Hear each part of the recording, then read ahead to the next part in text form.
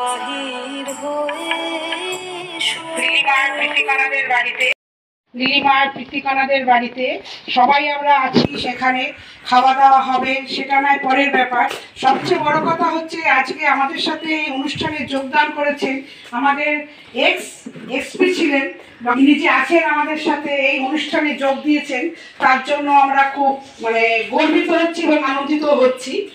আর সবাই আছে প্রীতিকণা, কান্তা, সঞ্জু, আমাদের লিটিল সদস্য, ছোট্ট সদস্য একজন আছেন আমাদের সাথে আছে, সে আমাদের প্রত্যেকটা অনুষ্ঠানেই পার্টিসিপেট করে, ও আমাদের সাথে খুব আনন্দ করে। সঞ্জু আছে, সোমা আছে, অঞ্জনা আছে, নিরুপাদি আছে, আমাদের গ্রুপে আরো সদস্যা ছিল, তারা আসতে পারেনি অনিবার্য কারণবশত। ঠিক আছে, আমরা এই সবাইকে নিয়ে এটাই আনন্দ করি, এটাই আমাদের ইচ্ছা। দেখা যাক এরপরে। আচ্ছা, আমাদের খুদে সদস্যকে একটু আনন্দ দেওয়ার জন্য বরণ করছে এসপি সাহেব মিস্টার সাহানা। এটা খুদে সদস্য, তারই নাতি, কিন্তু সম্পর্কে তারই নাতি, সেটা এই লাইটটা তুলে দিচ্ছে। দাও। আমিও নিজেকে ধন্য মনে করছি যে আমাকে এই সুযোগটা দেওয়ার জন্য সকল সম্পর্ক সদস্যদের আমি কৃতজ্ঞতা জানাচ্ছি আমার তরফ থেকে।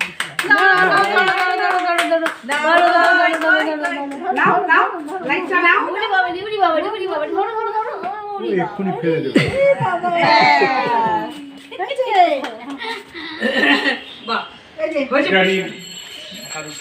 মহোদয়াকে এই ক্ষুদ্র এবং উনি আরেকটা প্রশ্নের উত্তর দিয়েছে বলে। আর এনাদের মধ্যে একটা কুইজ কম্পিটিশন হয়েছিল, সেই কুইজ কম্পিটিশনে উনি ওনাকে আর একটা পুরস্কার তুলে দেওয়ার জন্য বলা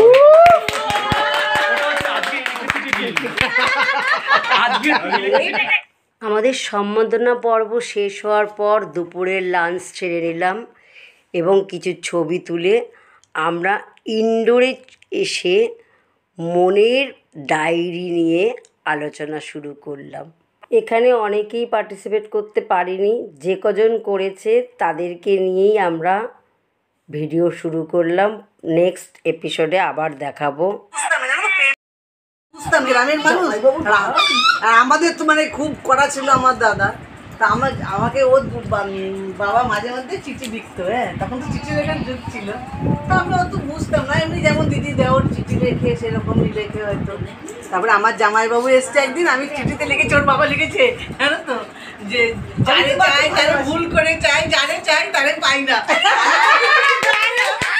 আমি তো বুঝিনি এটা, এবারে আমি আবার ওর দাদাকে পড়াচ্ছি চিঠিটা। ওইটুকু পর্যন্ত ছিল, তারপর থেকে বুঝে গেছি প্রেম করে আর কাউকে চিঠি পড়াতে হবে। তার মানে আমাদের এসপি সাহেব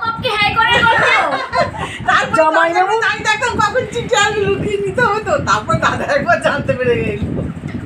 ধরেছি কপ না, ওটা আমার বৌদি বলে দিয়েছিল। আমি রাত্রিবেলা চিঠিটা দারুণ মজা হয়েছে। সে তো তারপরে ওই জামাইবাবু ভাইকেই করলাম বিয়ে, আর কি করবো, ভাইকেই তাহলে বিয়ে করলো, তাই তো? হ্যাঁ, নাকি বিয়ে করলাম। তোমরা দুই বোন, দুই ভাই। শাহানা বললো না, আমি ওকে ছাড়া কাউকে বিয়ে করবো না, তাহলে আমি বিয়েই করবো না। বিয়ের গল্প কি আনন্দ হয়েছে। তারপরে বিয়ে হলো, প্রেম না, গল্পটা বলি। আমার হাজবেন্ড তাপস সেনগুপ্ত যেদিন আমাকে দেখতে আসবে ঠিক করেছে, তো ঠিক আছে, খুব এক্সাইটেড। ও দুবাই থেকে এসছে, বোম্বে থাকে, তখন আমার বয়স অল্প, আমি ভাবছি বোম্বে চলে যাব, বোম্বে থেকে এসব ফিল্ম স্টার দেখবো, কত মজা, এইসব হচ্ছে। যখন দেখতে আসছে সবই, এসে আমাদের আমার দাদুর বাড়িতে দেখতে গেছে, আর ঠিক আছে, পাশাপাশি দুটো বাড়ি, আমার দাদুর বাড়িতে দেখবে। এবার সব পিসিরা টিসিরা এসছে, আমার যেহেতু মা নেই সেহেতু পিসিরাই আমার সব কিছু ছিল, তো এসছে। এবার আমি জানলার পর্দার ফাঁক দিয়ে দেখছি যে ও খুব ফর্সা, খুবই ফর্সা, আর স্বাস্থ্য গোল গাল, দেখতে হেবি সুন্দর। কালো মেয়েকে পছন্দ করবে, এখন না আমি মোটা হয়েছি, তখন মোটা ছিলাম না। পিসিদের বলছি যে চলে যেতে বলো, আমি নেই এখানে, আমি চাকরিতে জয়েন করিনি আর কি। তো যাই হোক, তারপরে এক কথায় দু কথায় নেক্সট কবে দেখা হবে তখনই বুঝলাম যে পছন্দ হয়ে গেছে আমাকে আর কি। তো এই করেই বিয়ের সম্বন্ধটা এগোলো। আমাদের কিন্তু প্রেমের বিয়ে না, সম্বন্ধই। নভেম্বরে দেখলো আর ডিসেম্বরে আমার রেজিস্ট্রি হলো, ঠিক আছে? তার মানে আমি আইনত বিবাহিত, আমি স্বামী স্ত্রী। দেখতে দেখতে মোহাম্মদ আলী পার্কে গেছি হারি, তখন আমি জানতাম না। হঠাৎ দেখছি ছেলেদের লাইন মেয়েদের লাইন, আমি এগিয়ে গেছি। হঠাৎ দেখি মাইকে অ্যানাউন্সমেন্ট হচ্ছে, মৌসুমী দাশগুপ্ত আপনি কোথায় আছেন, আপনার বাড়ির লোক তাপস সেনগুপ্ত অপেক্ষা করছে। কি অবস্থা! তারপরে আর 93-তে আমাদের অনুষ্ঠান করে বিয়ে হলো। বাহ! আমি অত্যন্ত ছোটবেলা থেকে পেকে গেছিলাম, অন্তত আমরা এক যুগ প্রেম করেছি, 12 বছর আমরা প্রেম করেছি। ক্লাস 8 থেকে আমার প্রেম, ঠিক আছে? একই পাড়ায় থাকতাম।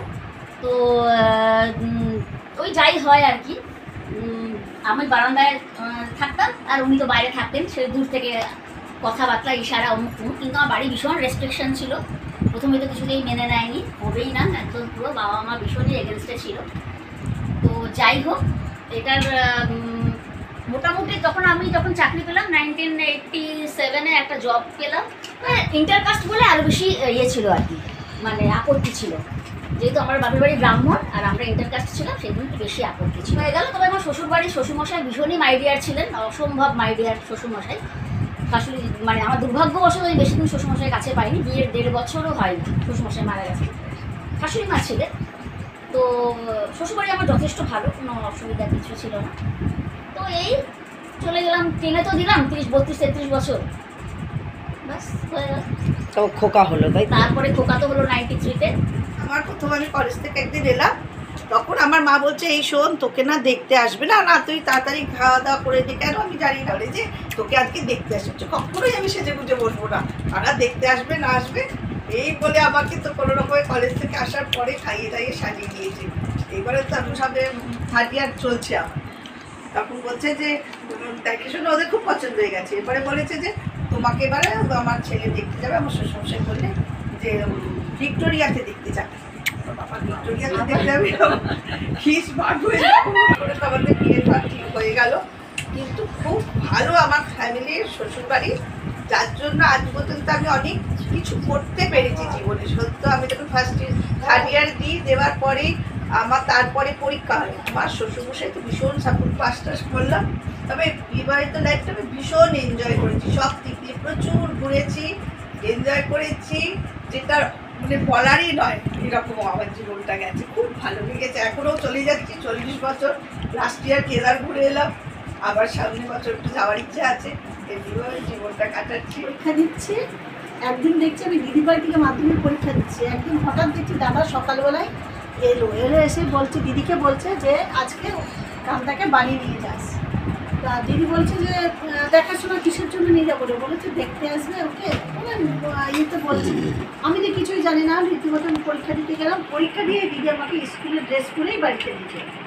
বাড়িতে গিয়ে দেখছি আমার ভাসুর, আমার শাশুড়ি সবাই বসে আছে। আমি ভাবছি এত লোকজন পরীক্ষা হলো, আমাকে মা বলছে প্রণাম কর প্রণাম কর। আমি এখন বলছি প্রণাম করবো কেন? বলছে যে বৌদি বলছে কানে কানে প্রণাম কর, তোকে দেখতে এসেছি। বলছে আমাকে দেখতে এসেছি কেন? বলে কেন তুই তোর কি বিয়ে হবে না, দেখতে আসবে না? দিয়ে আমি আবার প্রণাম করলাম, এই করলাম। তারপরে আমি তো জানি না যে ছেলে আসেনি, দিয়ে ওরা দেখে শুনে চলে গেল। দিয়ে পরের দিন অঙ্ক পরীক্ষা, সেদিন দেখছি এর বাবা গিয়ে হাজির, ছেলে চলে এসেছে। এসে ওর দেখতেছে। আমি বলছি আমার ভাগনা আমার সঙ্গে ছোটোবেলায় একসঙ্গে পড়াশোনা করেছি, ও দেখছি ওর মানে আমার পাশে বসে আছে। আমি যে তুই কেন এসেছিস? বলছি যে কেন, আমি তোকে দেখতে এসেছি, আমার মামি করবি। বলে আই বাংলা বলবো তো কথা, দেখ তোর মামাকে বিয়ে করবো কেন? বলে ওইটা ওটা আমার মামা। তারপরে দেখে শুনে চলে গেল। পরের দিন মা ফোন করে ওরা বিয়ে করে বলেছে যে মেয়ে পছন্দ, আমরা পরিষ্কারটা রাগ করেছো। আমি তো জানি না, আমি যেমন পরিষ্কার করতে ঠিক হয়েছে। আমি রীতিমতো পরীক্ষা শেষ হয়েছে, আমার মামার বাড়িতে বেড়াতে বাড়ি থেকে এসে দিচ্ছি বিয়ে বাড়িতে প্যান্ডেল হয়ে গেছে, জামা এইভাবে আমার বিয়ে। দারুণ।